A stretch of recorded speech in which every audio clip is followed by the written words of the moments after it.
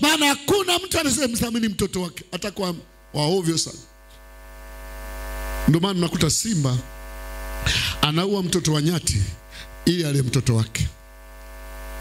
Wewe ngoja simba tokea naye kula mtoto wake, sasa ndio utajua shida. Ila yeye anaua wanyati ili wale watoto wake.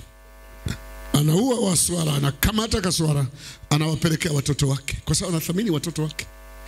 Hata jambazi angekuwa jambazi wa namna gani, zile hela akipata na anagawa kwa watoto. Una viatu wewe, lakini kuna amemwibia mtu mwingine kwa watoto wake, ila kwa wako akaambia una viatu, una gauni, anampa mtoto wake kwa sababu ndiye anayemthamini. Sasa na Mungu ndivyo tulivyo sisi. Wapendwa, Bwana Yesu asifiwe.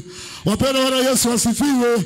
Tuna kitu cha ajabu, tunatembea hapa kama tuko peke yetu, ila shetani anajua kwamba hawa ili niwapate lazima niwakosanishe na baba yao. Nikishawakosanisha basi hata walinda tena, hawatakuwa wa thamani. Hasa tunakuwa wa thamani kwa sababu tumekaa kwa baba, tunadumu kwa baba, tunaishi kwenye sheria za baba. Baba anatuthamini, na ndio maana tumefika hapa.